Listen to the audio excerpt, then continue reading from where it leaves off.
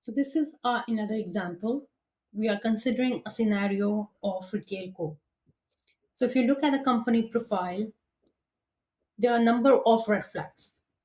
So we are saying industry is mid-sized retailer, 40 stores in e-commerce, and the system they're using is one is Oracle EBS, which is on-premise, and the separate e-commerce platform.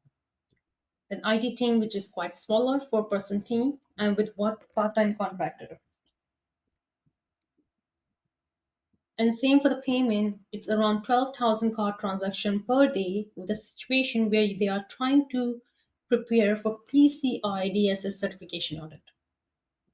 So before even we are looking at what type of risk we have it here, so we can see a number of red flags here. So first one you can see here is 12,000 card transactions per day. So this immediately triggers PCI DSS, which is Payment Card Industry Data Security Standard. So any company that processes card payment must meet this standard. So if they're preparing for PCI DSS certification, it means they may not currently be compliant. Next one, if you're looking at the IT team, four-person IT team for 40 stores plus e-commerce. So this is understaffed. Four people cannot cover patching, access reviews, incident response, change management, or vendor oversight simultaneously. Something will be skipped here. Then they have two separate platforms. One is for e-commerce platform, and another one is Oracle EBS. So two systems must be exchanging an information. So every point where data moves between any system, it's at a risk point, which means the data can be lost, corrupted, delayed, or duplicate in transit. Then we have one part-time security contractor. Security is not a full-time function here. So when the contractor is not available, which means security tasks do not happen.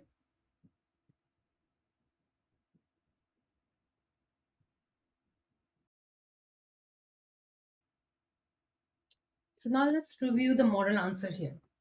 So I have identify here around four risks. So risk one, we need to identify why it is critical, not just high. So unencrypted card data in transit violates the PCI DSS requirement 4.0.1, which is the latest one. So it specifically requires encryption for card data moving across the network. So the consequences are severe. Fines of 5,000 to 1 lakh per month dollars and potentially losing the ability to process card payment entirely. So for a retailer doing 12,000 transactions a day, losing a card's processing capability would effectively close the business. This is why this score critical on what likelihood and impact.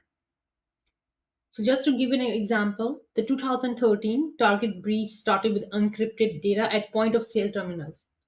40 million card records compromised. Settlement cost was around $18.5 million. Now, second risk we have here is understaff as IT risk. So this surprises many people. Understaffing an HR problem, right? No, because here is why it is an IT risk because a four-person team for a 40-store retailer with a separate e-commerce platform cannot maintain patching schedules.